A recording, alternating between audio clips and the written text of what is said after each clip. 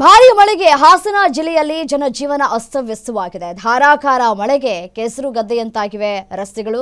ಕೊಚ್ಚಿ ಅಂತಿದೆ ಆಲೂರು ಬಿಕ್ಕೋಡು ಮುಖ್ಯ ರಸ್ತೆ ಮಧ್ಯೆ ಸಸಿಯನ್ನ ನೆಟ್ಟು ಸ್ಥಳೀಯರು ಆಕ್ರೋಶವನ್ನ ವ್ಯಕ್ತಪಡಿಸ್ತಾ ಇದ್ದಾರೆ. ಎತ್ತಿನಹೊಳೆ ಯೋಜನೆ ಕಾಮಗಾರಿಯಿಂದ ಈ ಅವಾಂತರ ಸೃಷ್ಟಿಯಾಗಿದೆ. ಎತ್ತಿನಹೊಳೆ ಯೋಜನೆ ಏನಾಗ್ತಾ ಇದೆ, ಆ ಯೋಜನೆ ಸರಿಯಾಗಿ ಆಗ್ತಾ ಇಲ್ಲ ಕಾಮಗಾರಿ ಅಂತ ಹೇಳಿ ಅಧಿಕಾರಿಗಳ ವಿರುದ್ಧ ಆಕ್ರೋಶಗಳನ್ನು ಕೂಡ ವ್ಯಕ್ತಪಡಿಸಲಾಗ್ತಾ ಇದೆ. ಎತ್ತಿನಹೊಳೆ ಯೋಜನೆಗೆ ಅಂತ ಹೇಳಿ ಕೋಟಿ ಕೋಟಿ ಹಣವನ್ನ ಖರ್ಚು ಮಾಡಲಾಗ್ತಾ ಇದೆ. ರಸ್ತೆಯನ್ನ ಸರಿಪಡಿಸೋದು ಯಾರು ಅಂತ ಹೇಳಿ ಸ್ಥಳೀಯರು ಕೇಳ್ತಾ ಇದ್ದಾರೆ.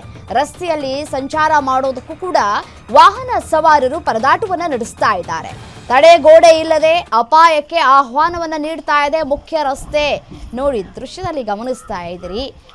ಒಂದ್ ಕಡೆ ಸಸಿಯನ್ನ ನೆಟ್ಟು ಸ್ಥಳೀಯರು ಆಕ್ರೋಶವನ್ನ ವ್ಯಕ್ತಪಡಿಸ್ತಾ ಇದ್ದಾರೆ. ಮತ್ತೊಂದು ಕಡೆ ಕೆಸರು ಗದ್ದೆಯಂತಾಗಿದೆ ರಸ್ತೆ.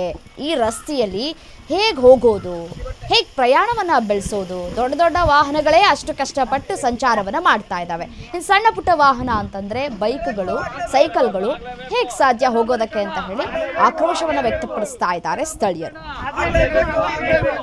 ನಿರ್ಲಕ್ಷ್ಯ ವಹಿಸಿರುವ ಅಧಿಕಾರಿಗಳಿಗೆ